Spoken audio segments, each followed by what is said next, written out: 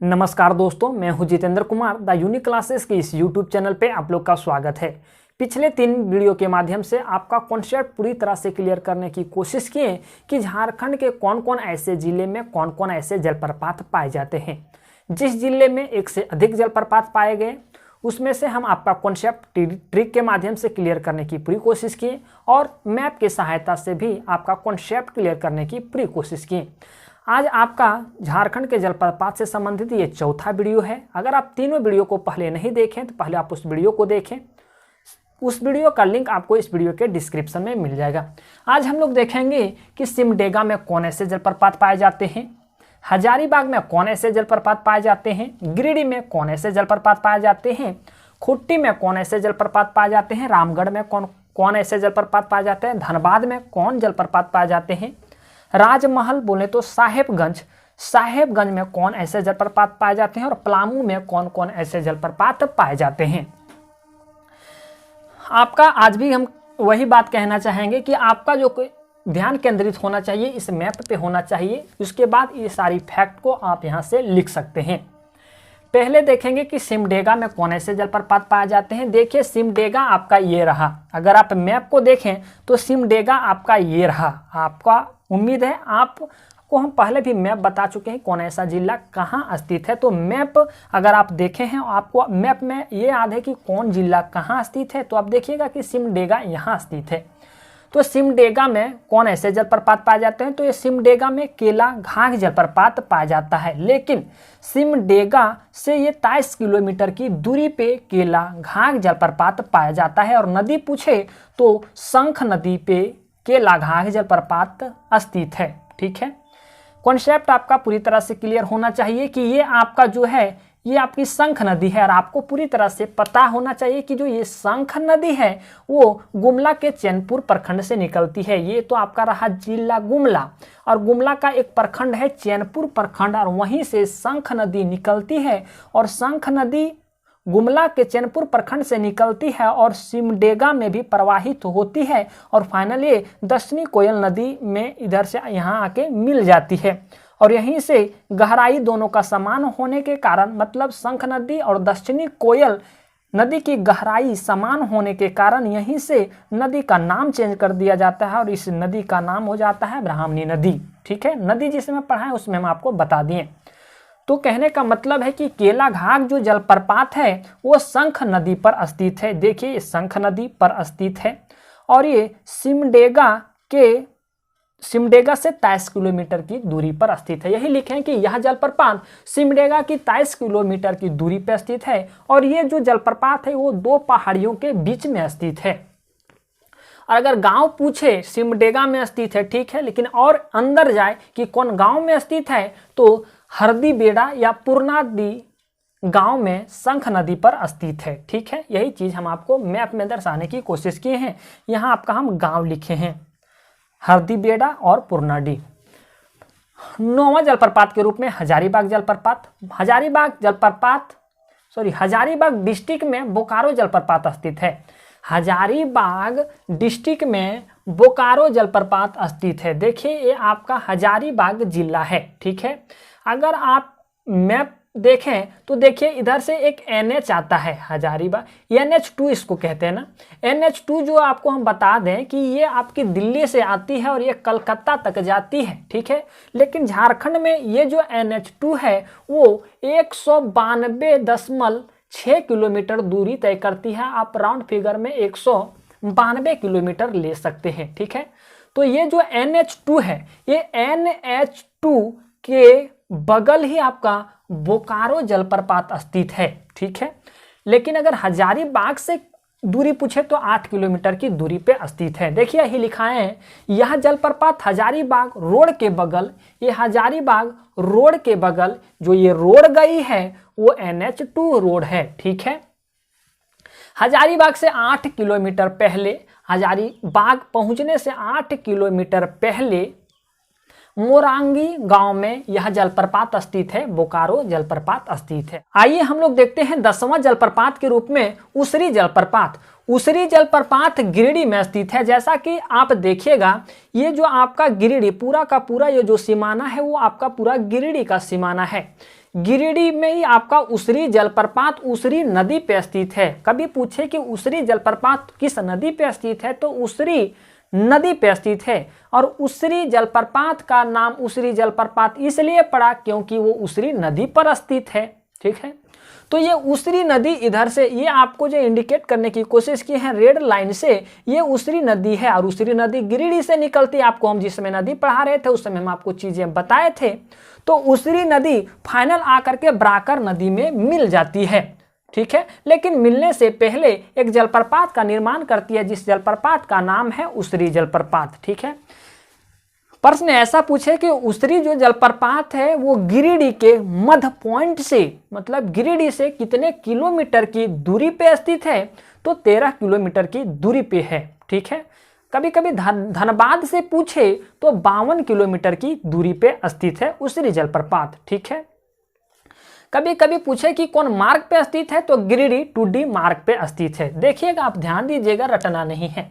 आपको हम बताएं कि NH2 है जो आपका दिल्ली से इधर कलकत्ता को जाती है, और गिरिडीह से एक रास्ता निकलती है जिसे हम लोग गिरिडीह टूडी मार्ग कहते हैं। ये भी रास्ता आकर के NH2 में ही मिलती है, और इसी मार्ग के किनारे आपका उसरी जलप्रपात स्थित है। ठीक है, उसरी जलप्रपात स्थित है। यही चीजें हम सारी लिखाएं। यह जलप्रपात गिरिडीह टूडी मार्ग पर गिरिडीह से 13 किलोमीटर की दूरी पर स्थित है, और धनबाद से पूछे तो 52 किलोमीटर की दूरी पर स्थित है।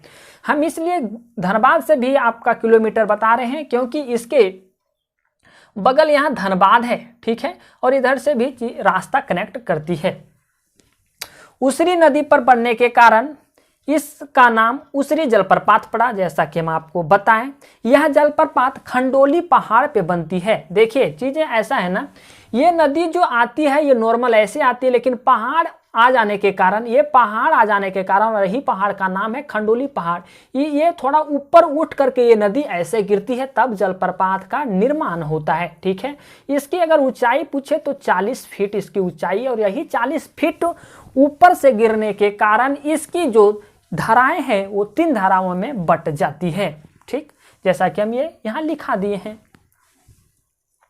खुट्टी में पंचघाघ जलप्रपात है। देखिए, पंचघाघ जलप्रपात है।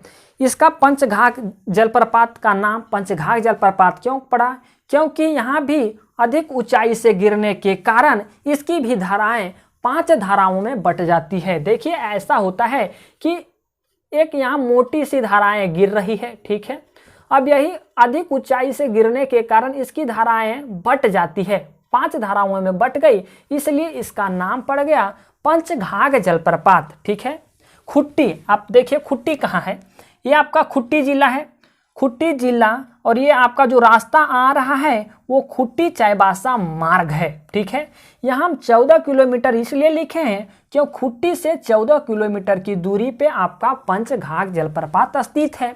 यही चीजें लिखे हैं। यह मार्ग चाईबासा, यह जलप्रपात, सॉरी लिखिएगा आप लोग, यह जलप्रपात खुट्टी चाईबासा मार्ग पर खुट्टी से 14 किलोमीटर दूरी पर स्थित है। आपको वहां रटना नहीं है, चीजें यहाँ साफ साफ दिख रहा है कि ये 14 किलोमीटर की दूरी पर स्थित है, और ये आपका खुट्टी चाईबासा मार्ग पर ये आपका जलप्रपात स्थित है। जो हम लाइन के माध्यम से चीजों को दर्शाने की कोशिश करते हैं, ये आपका जलप्रपात को इंडिकेट करता है। ठीक ना, तो ये आपका खुट्टी चाईबासा मार्ग पर स्थित है, और खुट्टी से 14 किलोमीटर की दूरी पर स्थित है। रटना नहीं, यहाँ चीजों को देखना है।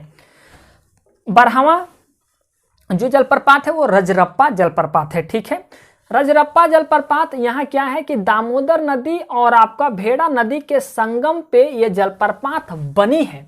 ठीक है, और रजरप्पा जलप्रपात के बगल ही एक आपका छिन्नमस्तिका मंदिर भी है। ऐसा वहाँ माना जाता है कि जब वहाँ बकरा का बलि चढ़ाया जाता है तो उसके खून में, बकरा के खून में कोई मक्खी नहीं लगती है। ठीक है, हालांकि वो ऐतिहासिक चीजें हम आपको बताएंगे भी, लेकिन ये जो जलप्रपात बनती है वो दामोदर नदी और भेड़ा नदी के संगम पे ये जलप्रपात बनती है, और इसकी ऊंचाई 4 मीटर है। ठीक है, यही लिखे हुए हैं। जलप्रपात क्या है, रामगढ़ से 25 किलोमीटर दूर पूर्व में दामोदर तथा भेड़ा नदी के संगम पर स्थित है, और इसकी ऊंचाई 4 मीटर है। ठीक, रामगढ़ में रजरप्पा जलप्रपात है। रजरप्पा जलप्रपात दामोदर नदी और भेड़ा नदी के संगम पे अर्थात मिलन स्थल पे बनता है।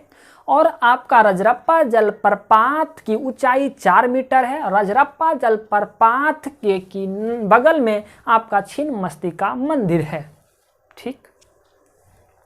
धनबाद में मुनिडी या भटिंडा जलप्रपात है। मुनिडी इसलिए इसका नाम पड़ा, मुनिडी जलप्रपात इसलिए इसका नाम पड़ा क्योंकि ये मुनिडी खदान के पास स्थित है। ठीक है, चीजें देख लिए, हम चीजें आपको बता देते हैं। मुनिडी देखिए यहाँ है, ये जो मुनिडी और भटिंडा जो जलप्रपात है वो आपका कतरी नदी पर स्थित है। कि कहाँ है, तो ये कतरी नदी पे आपका मुनिडी और भटिंडा जलप्रपात स्थित है। भटिंडा मुनिडी जलप्रपात का नाम मुनिडी जलप्रपात इसलिए पड़ा क्योंकि ये मुनिडी खदान के पास स्थित है। तो आप चीजें अपने नोट कर लीजिएगा सुन करके।